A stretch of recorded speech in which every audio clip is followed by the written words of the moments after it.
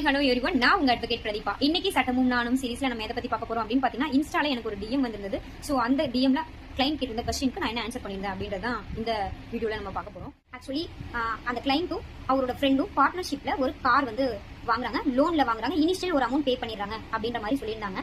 ஒரு சர்டன் பீரியட்க்கு அப்புறம் ரெண்டு பேரும் மாறி மாறி பார்ட் ஆஃப் த அமௌண்ட் போட்டு இஎம்ஐ பே பண்ணிக்கலாம் அப்படின்னு பேசிக்கிறாங்க. அந்த லோனுக்கு யாரு கேரண்டி சைன் போடுறாங்க அப்படின்னு பார்த்தாங்கன்னா, கிளைண்டோட பார்ட்னர் இருக்காங்க, அவங்களோட அங்கிள் தான் வந்து கேரண்டி சைன் பண்ணிருக்காங்க, அவர் தான் கேரண்டரா இருக்காங்க அப்படின்ற மாதிரி சொல்லியிருந்தாங்க. ஸோ இதுல என்ன டிஸ்பியூட் ஏற்படுது அப்படின்னு பாத்தீங்கன்னா, அந்த பார்ட்னர்ஷிப் போட்டு வாங்குற அந்த ஃப்ரெண்ட் வந்து ஒரு பர்டிகுலர் பீரியட் ஆஃப் டைமுக்கு மேல இஎம்ஐஸை எதுவுமே பே பண்ணவே இல்லை. கம்ப்ளீட் இஎம்ஐ வந்து நம்மளோட கிளைண்ட் தான் பே பண்ற மாதிரி இருந்துச்சு அப்படின்ற மாதிரி சொன்னாரு.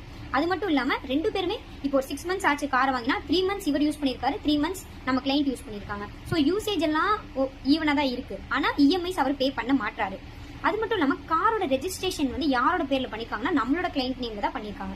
சோ இப்போ இந்த காரை கம்ப்ளீட்டா பார்ட்னர்ஷிப்பை கேன்சல் பண்ற மாதிரி நானே இதை ஓன் பண்ணிக்கணும் அப்படின்னு நினைக்கிறேன். சோ என்ன பண்ணலாம் மேடம் அப்படின்ற மாதிரி அவங்க கேட்டிருந்தாங்க. சோ இந்த மாதிரியான ஒரு சிச்சுவேஷனை நம்ம எப்படி ஹேண்டில் பண்ணலாம் அப்படின்னு பாத்தீங்கன்னா, ஃபர்ஸ்ட் அந்த பார்ட்னர்ஷிப் போட்டிருக்க அந்த பர்சன் கிட்ட, பார்ட்னர் கிட்ட இந்த மாதிரி நீங்க எப்போ இஎம்ஐஸ் கட்டவே இல்லை, இஎம்ஐஸ் எப்போ கட்ட போறீங்க அப்படின்னு கேட்கலாம். இன்கேஸ் அவர் வந்து கட்ட முடியல அப்படின்னு சொன்னாருன்னா, ஓகே அவர் எவ்வளவு கான்ட்ரிபியூட் பண்ணியிருக்காரோ அந்த அமௌண்ட்டை நம்ம அவருக்கு ரீஃபண்ட் பண்ணிட்டு அந்த காரை நம்மளோட பேருக்கு நம்ம வந்து பார்ட்னர்ஷிப்பை கேன்சல் பண்ணிட்டு இதை ஃபுல்லாவே வந்து நானே வந்து சிங்கிள் ஓனரா இருந்து நானே பாத்துக்கிறேன். ஏன்னா ஆட்டோமேட்டிக்கா ரெஜிஸ்ட்ரேஷன் வந்து இவரோட பேர் நம்ம கிளைண்ட் பேர்ல தான் இருக்கு அப்படின்னும் போது சோ அதுல எந்த பிரச்சனையும் வரப்போறது இல்ல. சோ இவங்களுக்குள்ள இருக்க அந்த பார்ட்னர்ஷிப் அந்த பேமெண்ட் தானே.